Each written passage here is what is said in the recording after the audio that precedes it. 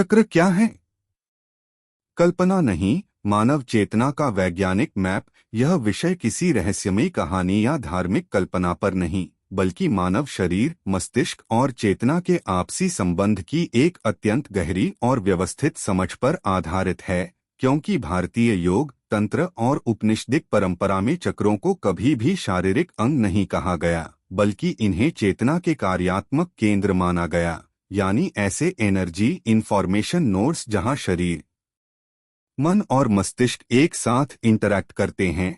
आधुनिक विज्ञान की भाषा में कहें तो चक्र neuro endocrine system, autonomic nervous system और सबकॉन्शियस माइंड के इंटरफेस पॉइंट्स हैं, जिनका कार्य केवल ऊर्जा बहाना नहीं बल्कि अनुभव, निर्णय, भावनाओं और जागरूकता को नियंत्रित करना है। उदाहरण के लिए प्राचीन ग्रंथ यह स्पष्ट करते हैं कि चक्र रीढ़ की हड्डी के साथ स्थित माने गए हैं, क्योंकि स्पाइनल कॉर्ड ही मानव चेतना का मुख्य ट्रांसमिशन हाईवे है, जहां से ब्रेन और बॉडी के बीच संकेत आते जाते हैं।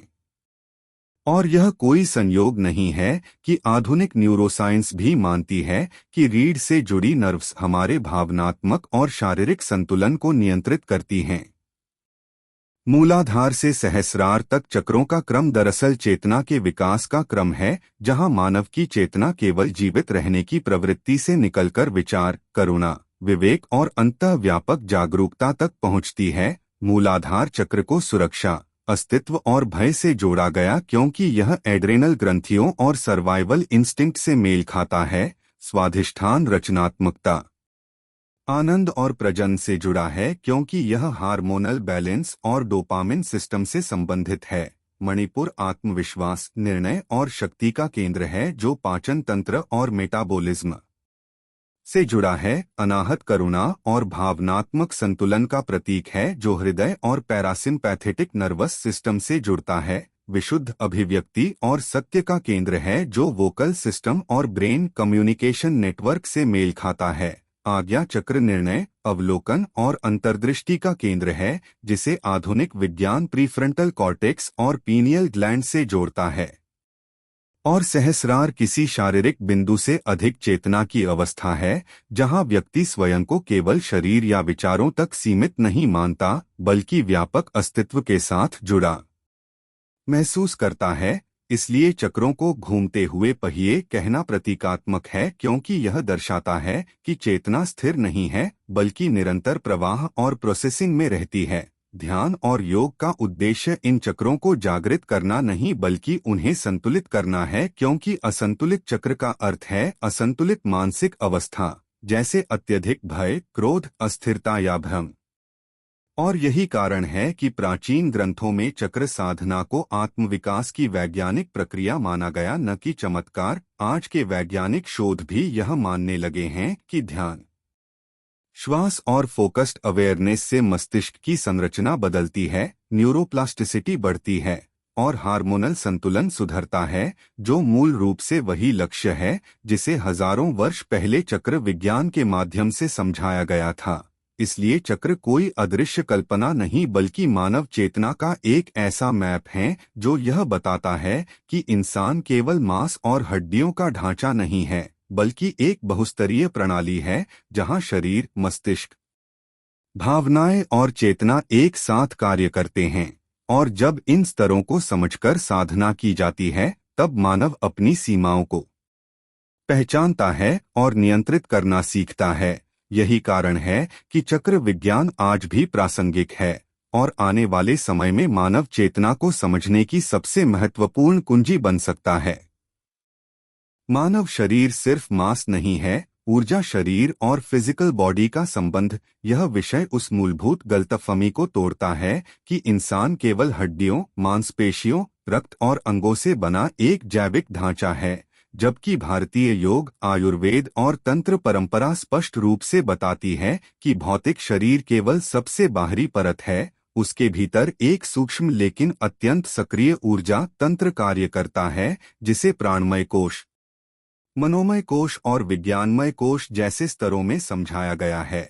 आधुनिक भाषा में इसे bio energy field, electromagnetic system और न्यूरल इंफॉर्मेशन नेटवर्क कहा जा सकता है, क्योंकि आज विज्ञान भी मानता है कि मानव शरीर केवल रासायनिक प्रतिक्रियाओं से नहीं चलता बल्कि विद्युत संकेतों, आयन एक्सचेंज और ऊर्जा तरंगों से संचालित होता है। उदाहरण के लिए हृदय की धड़कन, मस्तिष्क की तरंगें, नर्वस सिस्टम के सिग्नल और कोशिकाओं के बीच संचार सभी विद्युत ऊर्जा पर आधारित हैं, जिसे ईजी, ईसीजी और एमआरआई जैसी तकनीकों से मापा जा सकता है।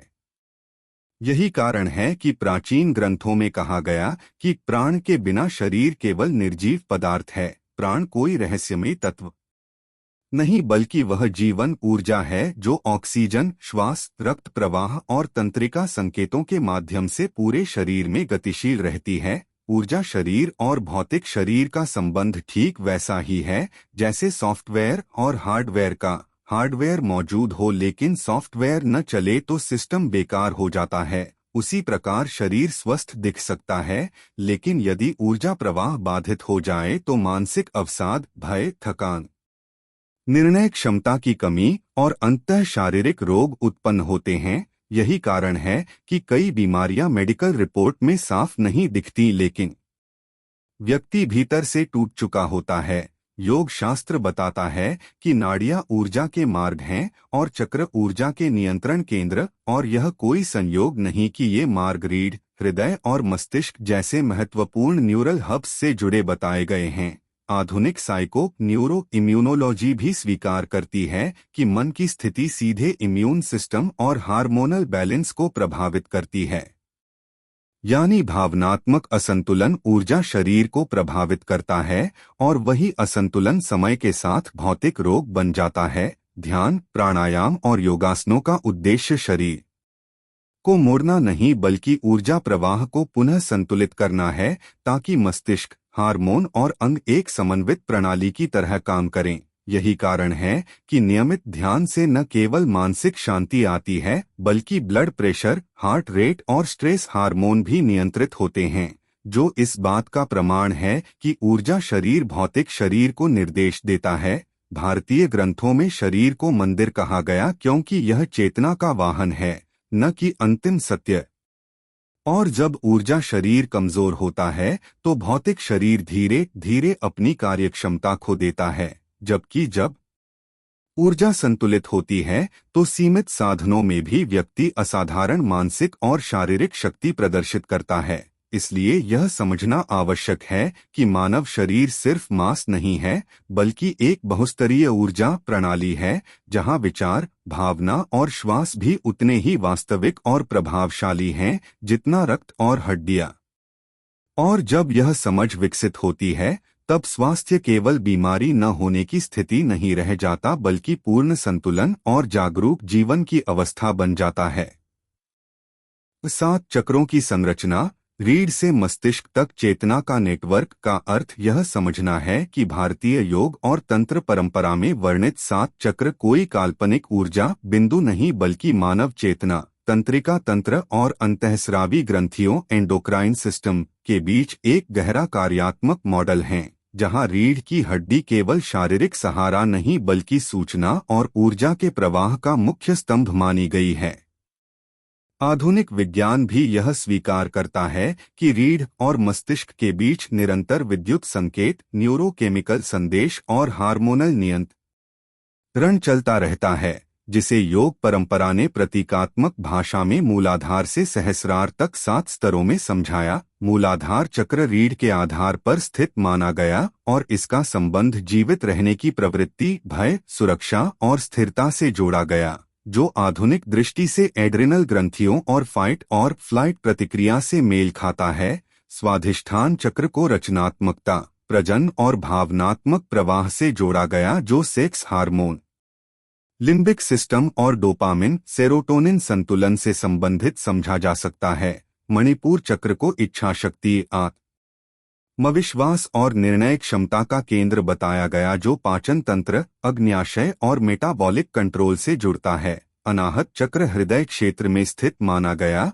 और इसका संबंध करुणा, संतुलन और सामाजिक जुड़ाव से जोड़ा गया। आधुनिक न्यूरोकार्डियोलॉजी भी यह मानती है कि हृदय का अपना न्यूरल नेटवर्क होता है जो भावनाओं और निर्णयों को प्रभावित करता है। विशुद्ध चक्र को संचार अभिव्यक्ति और सत्य से जोड़ा गया, जो थायरॉयड ग्रंथि, वोकल कॉर्ड्स और भाषा केंद्रों से संबंधित प्रतीत होता है। आज्ञा चक्र को भौहों के मध्य स्थित बताया गया और इसे अंतर्दृष्टि, विश्लेषण और चेतन नियंत्रण का केंद्र माना गया। आधुनिक विज्ञान इसे प्रीफ्रंटल कॉर्टेक्स, पीनियल ग्रंथि और निर्णय निर्माण प्रणाली से जोड़कर देखता है।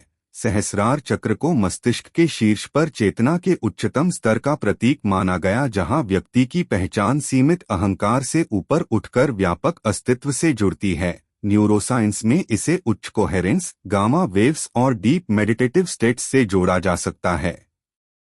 इन सातों चक्रों को अलग अलग इकाइयों की तरह नहीं बल्कि एक नेटवर्क की तरह समझा गया है, जहां एक स्तर का असंतुलन ऊपर और नीचे दोनों को प्रभावित करता है। यही कारण है कि पुरानी भावनात्मक समस्याएं धीरे धीरे शारीरिक रोग बन जाती हैं और लंबे समय तक शारीरिक तनाव मानसिक जड़ता या भ्रम पैदा करता है। योग और ध्यान का उद्देश्य किसी रहस्यमयी शक्ति को जगाना नहीं बल्कि इस नेटवर्क को व्यवस्थित करना है, ताकि रीढ़ से मस्तिष्क तक सूचना और ऊर्जा का प्रवाह बाधारहित हो सके।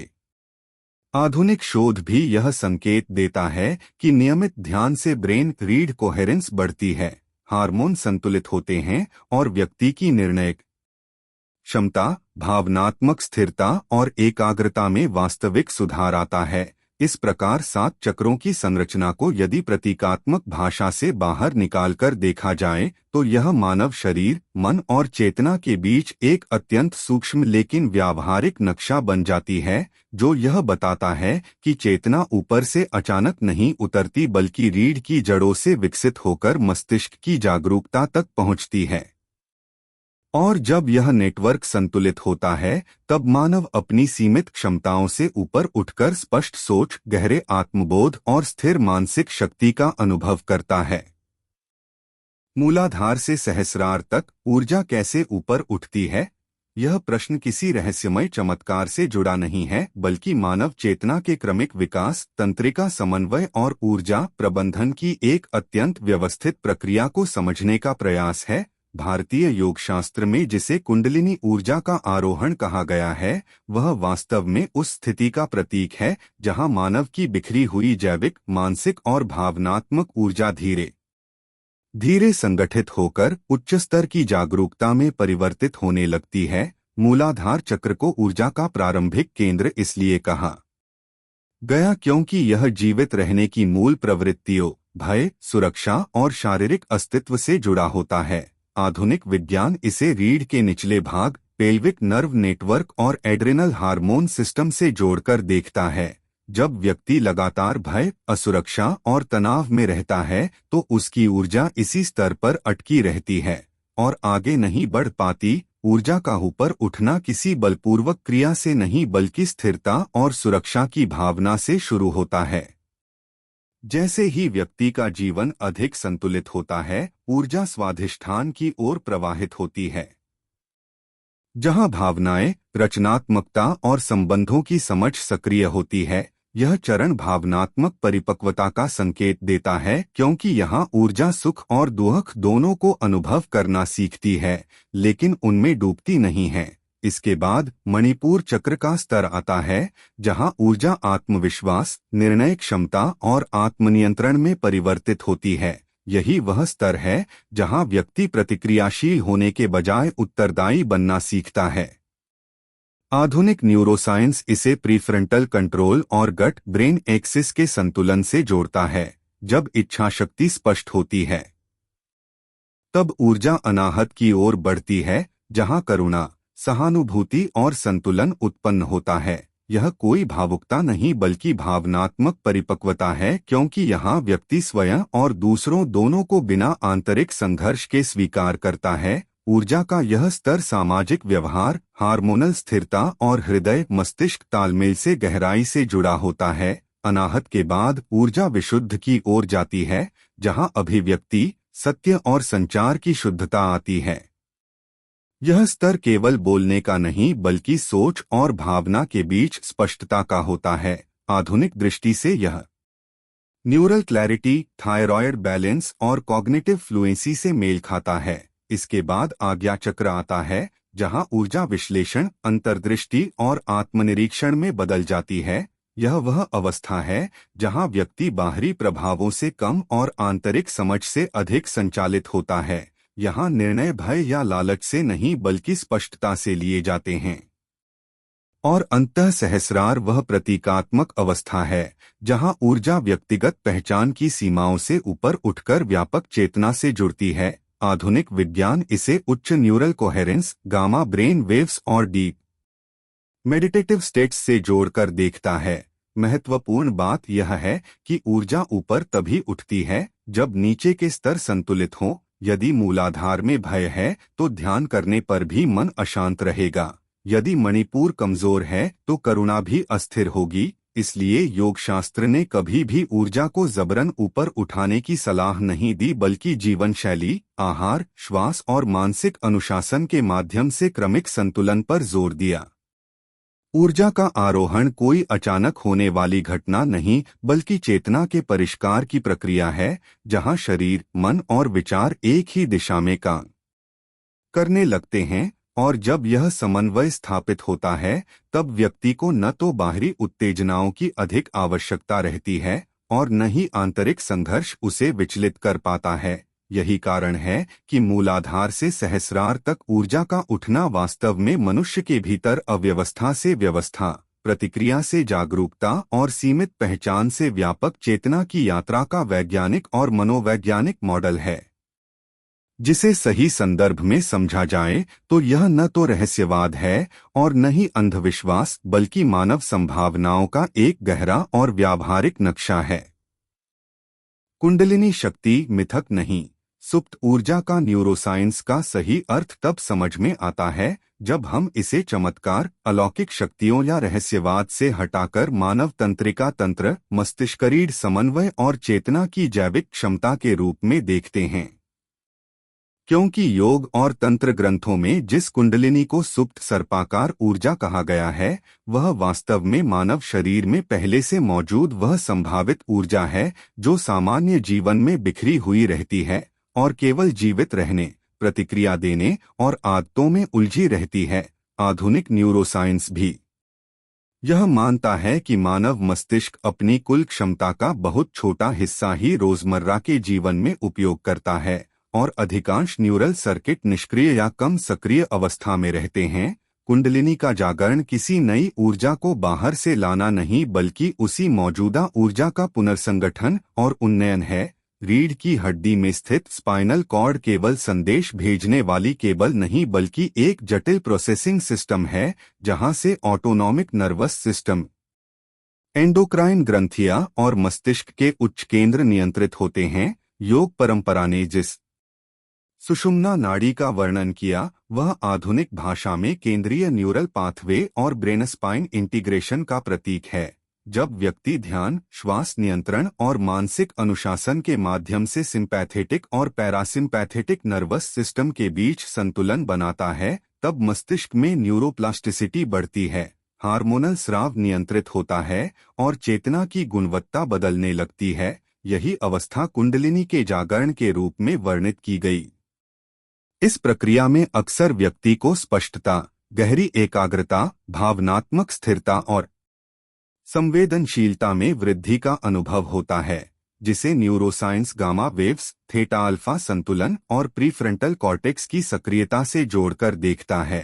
प्राचीन ग्रंथों में चेतावनी दी गई कि बिना तैयारी के कुंडलिनी को जागृत करने का प्रयास मानसिक असंतुलन पैदा कर सकता है, और यह चेतावनी आज के विज्ञान से भी मेल खाती है, क्योंकि अचानक ध्यान तकनीकों या श्वास प्रयोगों से न्यूरल ओवर स्टिमुलेशन, एंजाइटी और डिसोसिएशन जैसी स्थितियां उत्पन्न हो सकती हैं।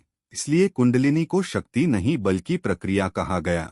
यह प्रक्रिया तब सुरक्षित होती है जब शरीर स्वस्थ हो, भावनाएं संतुलित हों और व्यक्ति का जीवन स्थिर हो। आधुनिक साइकोलॉजी भी यह मानती है कि चेतना का विस्तार तभी सकारात्मक होता है जब व्यक्ति का ईगो स्ट्रक्चर मजबूत और लचीला हो, अन्यथा वही अनुभव भ्रम और भय बन जाता है। कुंडलिनी का उद्देश्य किसी को असाधारण बना देना नहीं, बल्कि मनुष्य को उसकी आंतरिक क्षमता से परिचित कराना है। जब ऊर्जा ऊपर की ओर प्रवाहित होती है तो व्यक्ति की पहचान केवल शरीर और नाम तक सीमित नहीं रहती, बल्कि वह अपने विचारों और भावनाओं को देखने की क्षमता विकसित करता है। यही अवस्था आत्मजागरूकता कहलाती है, जिसे आज माइंडफुलनेस और मेटाकॉग्निशन कहा जाता है। इसलिए कुंडलिनी को मिथक कहना उतना ही अधूरा है जितना उसे जादुई शक्ति मानना। यह वास्तव में मानव तंत्रिका तंत्र की वह सुप्त संभावना है जिसे सही अनुशासन, समय और समझ के साथ सक्रिय किया जा सकता है। और जब इसे वैज्ञानिक दृष्टि से समझा जाए तो यह स्पष्ट हो जाता है कि कुंडलिनी कोई रहस्यमयी सर्प नहीं, बल्कि मानव चेतना के विकास का एक प्राचीन लेकिन अत्यंत प्रासंगिक न्यूरोसाइंटिफिक मॉडल है, जिसे आज का विज्ञान धीरे धीरे अपने शब्दों और उपकरणों में समझने लगा है। ध्यान क्यों चक्रों को सक्रिय करता है? ब्रेन वेव्स और अवेयरनेस का विज्ञान को समझने के लिए यह स्पष्ट करना आवश्यक है कि ध्यान किसी धार्मिक क्रिया या कल्पनात्मक अभ्यास का नाम नहीं, बल्कि मानव मस्तिष्क, तंत्रिका तंत्र और चेतना की अवस्था को बदलने की एक वैज्ञानिक प्रक्रिया है। क्योंकि आधुनिक न्यूरोसाइंस यह प्रमाणित कर चुका है कि ध्यान करने पर मस्तिष्क की विद्युत गतिविधि यानी ब्रेन वेव्स में मापने योग्य परिवर्तन होते हैं, और यही परिवर्तन वह आधार बनते हैं जिन्हें योग परंपरा ने चक्रों की सक्रियता के रूप में प्रतीकात्मक भाषा में समझाया। सामान्य जागृत अवस्था में मानव मस्तिष्क मुख्यतः बीटा वेव्स में काम करता है, जो चिंता, योजना, भय और निरंतर सोच से जुड़ी होती हैं। इस अवस्था में चेतना बिखरी रहती है और ऊर्जा का प्रवाह असंतुलित होता है। जैसे ही व्यक्ति ध्यान में प्रवेश करता है, उसकी श्वास धीमी होती है, नर्वस सिस्टम का पैरासिम्पैथेटिक भाग सक्रिय होता है और मस्तिष्क अल्फा वेव्स की ओर शिफ्ट करने लगता है। यह अवस्था मानसिक शांति, एकाग्रता और भावनात्मक स्थिरता से जुड़ी होती है। योगशास्त्र के अनुसार यही वह स्थिति है जहां निचले चक्रों की अशांति कम होने लगती है और ऊर्जा ऊपर की ओर प्रवाहित होने योग्य बनती है। जब ध्यान गहरा होता है तो मस्तिष्क थीटा वेव्स में प्रवेश करता है, जो रचनात्मकता, स्मृति, अंतर्दृष्टि और अवचेतन मन से जुड़ी होती हैं। इस अवस्था में व्यक्ति अपने भीतर चल रही भावनाओं और विचारों को बिना प्रतिक्रिया देख पाता है, और यही साक्षी भाव, अनाहत और विशुद्ध चक्र की सक्रियता का आधार माना गया।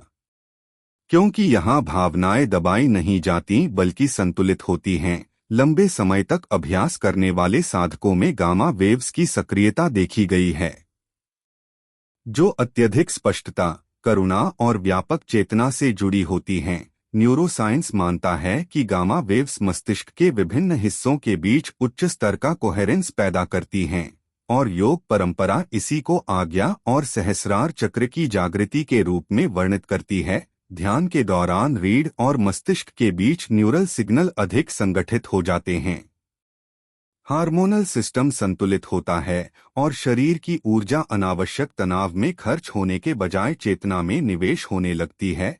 इसलिए ऐसा नहीं है कि ध्यान किसी अदृश्य चक्र को बाहर से सक्रिय करता है, बल्कि वह पहले से मौजूद न्यूरल और ऊर्जा नेटवर्क को व्यवस्थित करता है। जैसे ही जागरूकता बढ़ती है, वैसे ही व्यक्ति का ध्यान शरीर के अलग अलग हिस्सों, भावनाओं और विचारों पर स्पष्ट रूप से टिकने लगता है, और यही बढ़ी हुई अवेयरनेस चक्रों की सक्रियता के रूप में अनुभव होती है। आधुनिक शोध यह भी दर्शाता है कि ध्यान से प्रीफ्रंटल कॉर्टेक्स मजबूत होता है, एमिग्डाला की अतिसक्रियता कम होती है और भावनात्मक प्रतिक्रियाएं संतुलित होती हैं, जो यह संकेत देता है कि ध्यान व्यक्ति को प्रतिक्रिया से उत्तरदायित्व की ओर ले जाता है।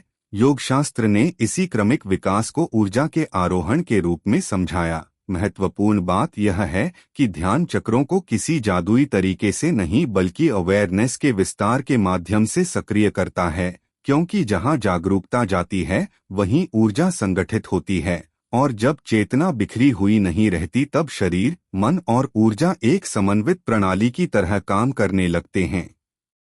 इसीलिए ध्यान का वास्तविक परिणाम कोई अलौकिक अनुभव नहीं, बल्कि स्पष्ट सोच, भावनात्मक स्थिरता, गहरी करुणा और आंतरिक स्वतंत्रता है। और जब इसे वैज्ञानिक दृष्टि से देखा जाए तो यह स्पष्ट हो जाता है कि चक्रों की सक्रियता दरअसल मस्तिष्क तरंगों, न्यूरल कोहेरेंस और जागरूकता के विकास का ही एक प्राचीन लेकिन अत्यंत सटीक वर्णन है, जिसे भारतीय ग्रंथों ने प्रतीकों में कहा और आधुनिक विज्ञान अब मापने की कोशिश कर रहा है।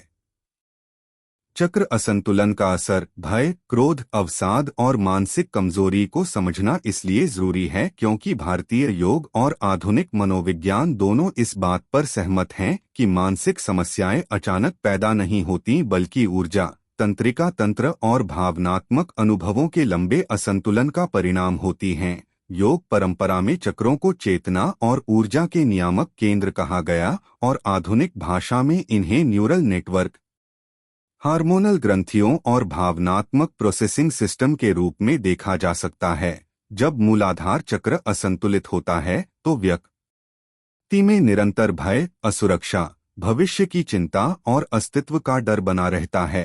आधुनिक साइकोलॉजी इसे एड्रिनल ओवरएक्टिविटी और क्रॉनिक स्ट्रेस से जोड़ती है, जहां शरीर हर समय खतरे की स्थिति में रहने लगता है। स्वाधिष्ठान चक्र का असंतुलन भावनात्मक अस्थिरता, लत, अत्यधिक कामुकता या भावनात्मक शून्यता के रूप में प्रकट होता है क्योंकि यहाँ डोपामिन और सेरोटोनिन जैसे न्यूरोट्रांसमीटर असंतुलित हो जाते हैं।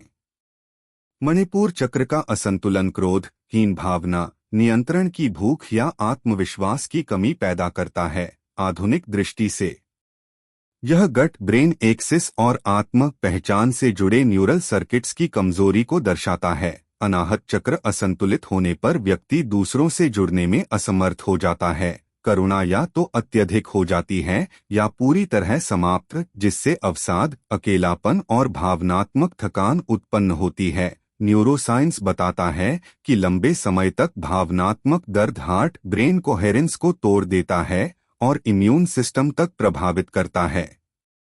विशुद्ध चक्र का असंतुलन व्यक्ति की अभिव्यक्ति को बाधित करता है। वह या तो अपनी बात कह नहीं पाता या आक्रामक और असत्यपूर्ण ढंग से बोलता है, जिससे सामाजिक तनाव और आंतरिक कुंठा बढ़ती है। आज्ञा चक्र असंतुलित होने पर भ्रम, निर्णयहीनता, अत्यधिक ओवरथिंकिंग और वास्तविकता से कटाव जैसी समस्याएं पैदा होती हैं, जिसे आधुनिक मनोविज्ञान एंग्जाइटी डिसऑर्डर और कॉग्निटिव ओवरलोड से जोड़ता है। सहस्रार स्तर पर असंतुलन जीवन में अर्थहीनता, उद्देश्य की कमी और गहरे अवसाद के रूप में सामने आता है, जहां व्यक्ति के पास सब कुछ होते हुए भी भीतर खालीपन बना रहता है।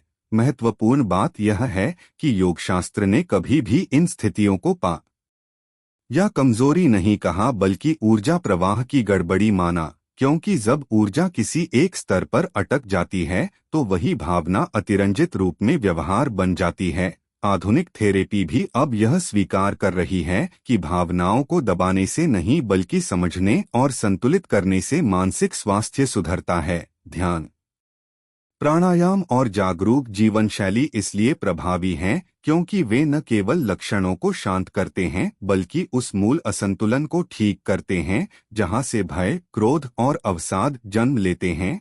जब व्यक्ति अपने शरीर, श्वास और विचारों को देखने की क्षमता विकसित करता है, तब ऊर्जा फिर से प्रवाहित होने लगती है और चक्र स्वाभाविक रूप से संतुलित होने लगते हैं। इसलिए चक्र असंतुलन कोई रहस्यमय अवधारणा नहीं बल्कि मानसिक कमजोरी, भावनात्मक दर्द और व्यवहारिक समस्याओं का एक गहरा वैज्ञानिक और मनोवैज्ञानिक मॉडल है, जो यह बताता है कि मानसिक स्वास्थ्य केवल दिमाग का विषय नहीं बल्कि पूरे ऊर्जा तंत्र का संतुलन है।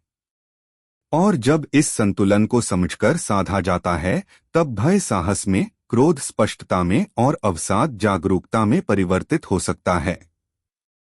ऋषि, योगी और बुद्ध चेतना नियंत्रण के जीवित उदाहरण। यह विषय यह स्पष्ट करता है कि भारतीय परंपरा में ऋषि, योगी और बुद्ध किसी अलौकिक प्राणी के रूप में नहीं बल्कि मानव चेतना की सर्वोच्च संभावनाओं के सजीव उदाहरण के रूप में प्रस्तुत किए गए, क्योंकि इन व्यक्तियों की सबसे बड़ी विशेषता चमत्कार नहीं बल्कि अपने मन, भावनाओं और ऊर्जा पर पूर्ण नियंत्रण थी। ऋषि शब्द का अर्थ ही है देखने वाला, यानी वह जो बाहरी दुनिया से अधिक अपनी आंतरिक प्रक्रियाओं को स्पष्ट रूप से देख सके।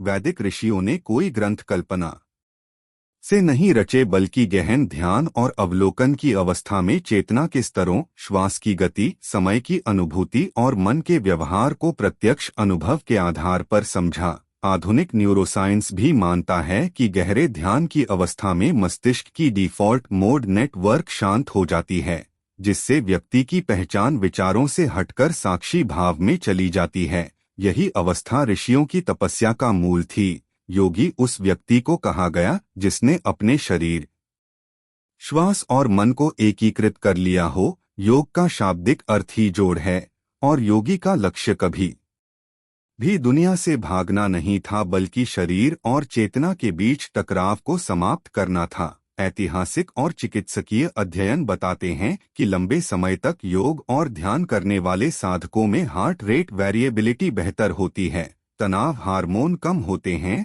और भावनात्मक प्रतिक्रियाएं संतुलित हो जाती हैं। यही कारण है कि योगियों को कठिन परिस्थितियों में भी शांत और स्पष्ट देखा गया। बुद्ध इस चेतना नियंत्रण के सबसे व्यावहारिक उदाहरण हैं, क्योंकि उन्होंने किसी दैवी सत्ता या रहस्यवाद की बात नहीं की बल्कि सीधे मन के स्वरूप को समझने पर जोर दिया। बुद्ध ने यह बताया कि दुख का कारण बाहरी घटनाएं नहीं बल्कि उन पर हमारी मानसिक प्रतिक्रिया है, और यही बात आधुनिक कॉग्निटिव साइकोलॉजी भी कहती है कि इवेंट नहीं बल्कि इंटरप्रिटेशन तनाव पैदा करता है। बुद्ध का विपश्यना ध्यान वास्तव में मेटा कॉग्निशन का अभ्यास है, जहां व्यक्ति अपने विचारों और भावनाओं को बिना जुड़ाव देखता है। आधुनिक ब्रेन इमेजिंग स्टडीज में पाया गया है कि ऐसे अभ्यास से एमिगडाला की अतिसक्रियता कम होती है और प्रीफ्रंटल कॉर्टेक्स मजबूत होता है, यानी भय और क्रोध पर नियंत्रण बढ़ता है। ऋषि, योगी और बुद्ध इसलिए महत्वपूर्ण हैं क्योंकि वे यह दिखाते हैं कि चेतना पर नियंत्रण किसी जन्मजात शक्ति का परिणाम नहीं बल्कि अनुशासन, जागरूकता और समझ का परिणाम है। वे मानव ही थे, लेकिन उन्होंने अपनी ऊर्जा को प्रतिक्रिया में नहीं बल्कि जागरूकता में खर्च किया। यही कारण है कि उनके निर्णय स्थिर थे, उनकी करुणा अंधी नहीं थी और उनका साहस आक्रामक नहीं था। वे भावनाओं को दबाते नहीं थे बल्कि उन्हें समझते और रूपांतरित करते थे। आज के संदर्भ में इन्हें पूजा के पात्र से अधिक अध्ययन के मॉडल की तरह देखना जरूरी है, क्योंकि उनका जीवन यह प्रमाणित करता है कि मनुष्य यदि अपने भीतर के भय, लालच और भ्रम को समझ ले तो वही चेतना जो आज अस्थिर है वह असाधारण स्पष्टता, करुणा और संतुलन में बदल सकती है। इसलिए ऋषि, योगी और बुद्ध किसी बीते युग की कहानी नहीं बल्कि चेतना विज्ञान के ऐसे जीवित उदाहरण हैं जो यह बताते हैं कि मानव मस्तिष्क और ऊर्जा तंत्र की सीमाएं स्थिर नहीं हैं, बल्कि सही प्रशिक्षण और समझ से उन्हें व्यवस्थित किया जा सकता है। और जब चेतना पर नियंत्रण स्थापित हो जाता है तब व्यक्ति परिस्थितियों का दास नहीं रहता बल्कि उनका साक्षी और संचालक बन जाता है। आधुनिक विज्ञान जब मानव शरीर को समझता है तो वह उसे केवल हड्डी मांस का ढांचा नहीं मानता बल्कि एक अत्यंत जटिल न्यूरोएंडोक्राइन नेटवर्क के रूप में देखता है, जहां हार्मोन, ग्रंथियां, नर्वस सिस्टम और मस्तिष्क मिलकर चेतना, भावनाओं, व्यवहार और निर्णयों को नियंत्रित करते हैं।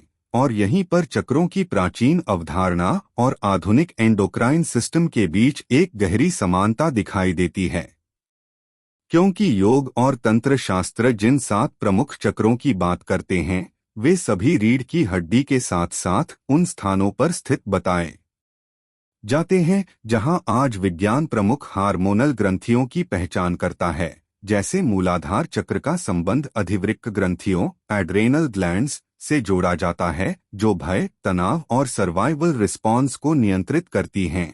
स्वाधिष्ठान चक्र का संबंध जनन ग्रंथियों, गोनैड्स से माना जाता है जो प्रजनन, कामना और रचनात्मक ऊर्जा से जुड़ी होती हैं।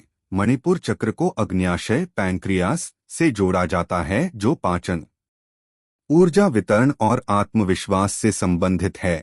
अनाहत चक्र का साम्य हृदय और थाइमस ग्रंथि, थाइमस से दिखता है जो भावनात्मक संतुलन और प्रतिरक्षा प्रणाली से जुड़ी होती है। विशुद्ध चक्र को थायराइड ग्रंथि, थायराइड से जोड़ा जा सकता है जो संचार, अभिव्यक्ति और चयापचय को नियंत्रित करती है। आज्ञा चक्र का संबंध पिट्यूटरी ग्रंथि पिट्यूटरी ग्लैंड से माना जाता है, जिसे मास्टर ग्लैंड कहा जाता है क्योंकि यह अन्य ग्रंथियों को नियंत्रित करती है, और सहस्रार चक्र का सामय पीनियल ग्रंथि पिनील ग्लैंड से देखा जाता है, जो नींद, जागृति, समय की अनुभूति और चेतना की अवस्थाओं से जुड़ी है, और यही पीनियल ग्रंथि मेलाटोनिन जैसे हार्मोन बनाती है जो ध्यान और गहन मानसिक अवस्थाओं में प्रभावित होती है।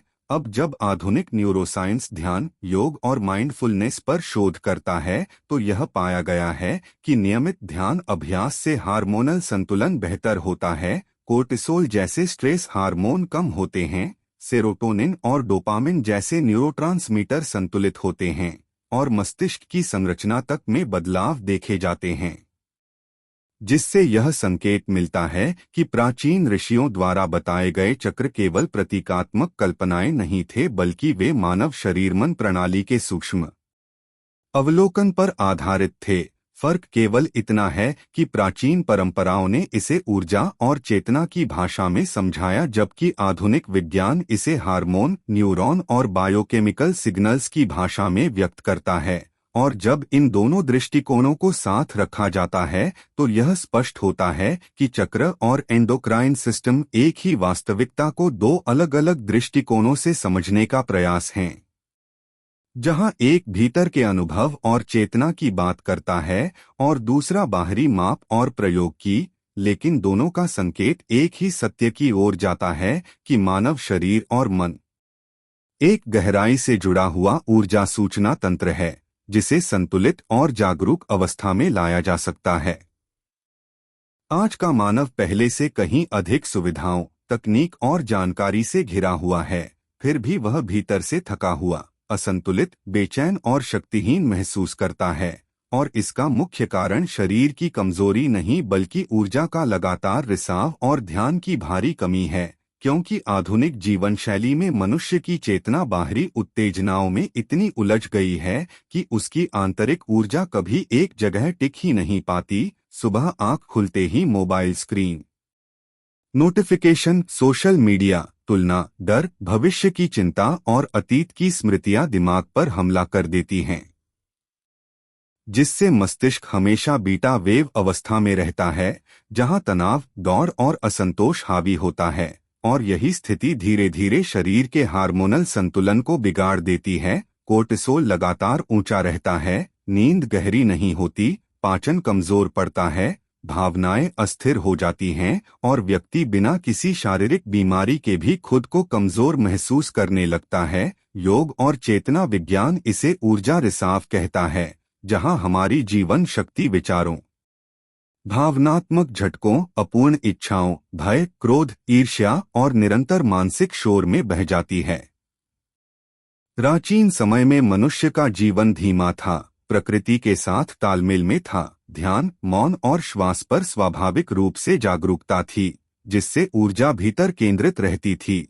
लेकिन आज मनुष्य का ध्यान खंडित है, वह एक समय में कई चीजें सोचता है पर किसी एक पर पूर्ण रूप से उपस्थित नहीं होता, और यही ध्यान की कमी चक्रों को असंतुलित कर देती है, विशेष रूप से मणिपुर और आज्ञा चक्र, जिससे आत्मविश्वास, निर्णय क्षमता और मानसिक स्थिरता कमजोर हो जाती है। आधुनिक न्यूरोसाइंस भी मानता है कि लगातार मल्टीटास्किंग, डिजिटल ओवरलोड और सूचना की अधिकता मस्तिष्क की गहराई से सोचने की क्षमता को कम कर देती है। प्रीफ्रंटल कॉर्टेक्स थक जाता है और व्यक्ति रिएक्टिव मोड में जीने लगता है, यानी वह परिस्थितियों को नियंत्रित नहीं करता बल्कि उनसे नियंत्रित होता है। और जब मन रिएक्टिव होता है तो ऊर्जा बाहर की ओर बहती है, भीतर संचित नहीं हो पाती। ध्यान की कमी का अर्थ केवल बैठकर आंख बंद न करना नहीं है, बल्कि हर क्षण की अनुपस्थिति है। खाना खाते समय भी मन कहीं और, बात करते समय भी मन कहीं और यही बिखराव धीरे धीरे जीवन शक्ति को कमजोर कर देता है।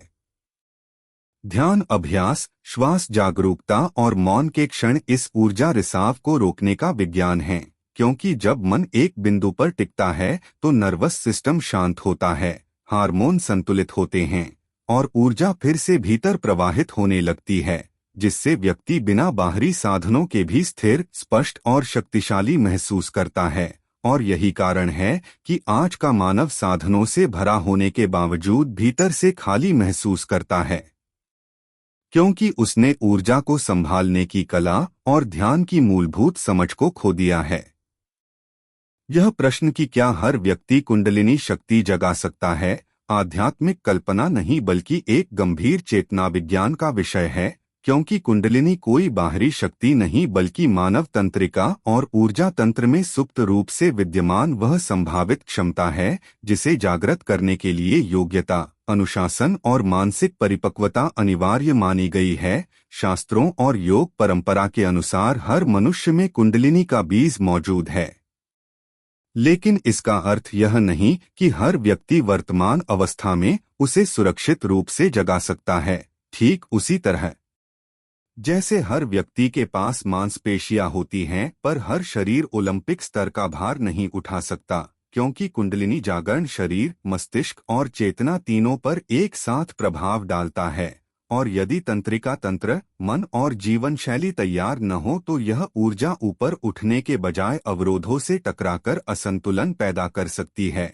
योग्यता का पहला नियम है मानसिक स्थिरता। अत्यधिक भय, दबा हुआ क्रोध, आघात या मानसिक अस्थिरता वाला मन इस प्रक्रिया के लिए उपयुक्त नहीं माना गया, क्योंकि कुंडलिनी जागरण से अवचेतन में दबे हुए संस्कार तीव्रता से ऊपर आते हैं, जिससे व्यक्ति भावनात्मक रूप से टूट सकता है। दूसरा नियम है शारीरिक शुद्धता और संतुलन, जिसमें श्वास प्रणाली, रीढ़ की लचीलापन और हार्मोनल संतुलन शामिल हैं, क्योंकि कुंडलिनी का मार्ग सुषुम्ना नाड़ी से होकर माना गया है, जो रीढ़ और नर्वस सिस्टम से गहराई से जुड़ी है। तीसरा नियम है अनुशासन और मार्गदर्शन। प्राचीन योग परंपरा में इसे बिना गुरु या क्रमबद्ध अभ्यास के करने से रोका गया, क्योंकि गलत तकनीक, अत्यधिक श्वास प्रयोग या जल्दबाजी मानसिक भ्रम, नींद की गड़बड़ी, घबराहट, भ्रमात्मक अनुभव और अहंकार की वृद्धि जैसे जोखिम पैदा कर सकती है,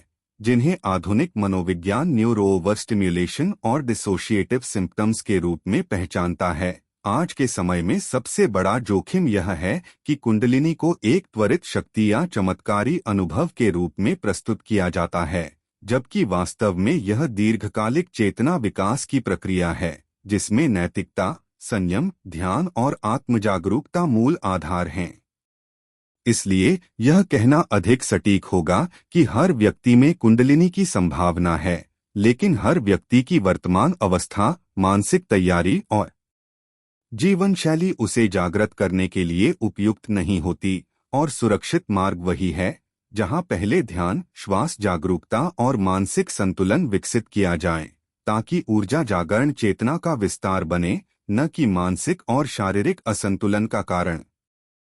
जब चक्र जागरण की प्रक्रिया सही क्रम, संतुलन और चेतना के साथ घटित होती है, तब मानव अनुभव का सबसे बड़ा परिवर्तन यह होता है कि शरीर, मन और चेतना अलग अलग इकाइयां नहीं रह जाती, बल्कि एक समन्वित तंत्र के रूप में कार्य करने लगती हैं, क्योंकि चक्र केवल ऊर्जा केंद्र नहीं बल्कि वे इंटरफेस हैं जहां भौतिक शरीर की जैविक प्रक्रियाएं, मस्तिष्क की न्यूरोलॉजिकल गतिविधियां और चेतना की अनुभूति एक दूसरे से जुड़ती हैं।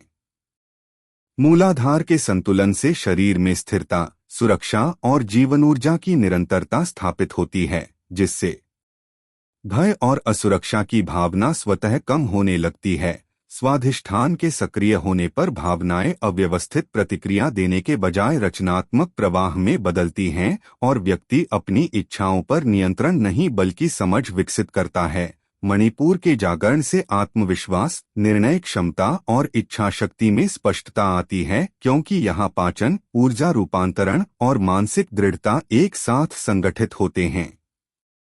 अनाहत के सक्रिय होने पर मनुष्य केवल तर्क से नहीं बल्कि करुणा और संवेदनशीलता से सोचने लगता है, जिससे संबंधों में संतुलन और आंतरिक शांति उत्पन्न होती है। विशुद्धि चक्र के जागरण से विचार और अभिव्यक्ति में स्पष्टता आती है और व्यक्ति वही बोलता है जो वह वास्तव में अनुभव करता है, जिससे आंतरिक द्वंद्व समाप्त होने लगता है। आज्ञा चक्र के सक्रिय होने पर मन की बिखरी हुई धारणाएं एक केंद्र में सिमटती हैं और निर्णय सहज रूप से उत्पन्न होने लगते हैं, जबकि सहस्रार की ओर चेतना के खुलने पर व्यक्ति अपने शरीर और मन को एक उपकरण की तरह अनुभव करता है, न कि अपनी पहचान के रूप में। और यही वह बिंदु है जहां शरीर अपनी जैविक सीमाओं में कार्य करता है, मन अपनी सोच की स्पष्टता में स्थिर होता है और चेतना व्यापक, शांत और साक्षी रूप में स्थापित हो जाती है। आधुनिक विज्ञान इसे इंटीग्रेटेड न्यूरल प्रोसेसिंग और माइंड बॉडी कोहेरेंस के रूप में समझने लगा है,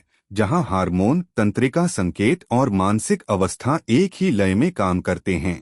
और यही कारण है कि सही चक्र जागरण के बाद व्यक्ति न तो केवल आध्यात्मिक रहता है और न ही केवल भौतिक, बल्कि वह जीवन को पूर्ण सजगता, संतुलन और आंतरिक स्थिरता के साथ जीने लगता है, जहां क्रिया, भावना और समझ एक ही स्रोत से प्रवाहित होती हैं।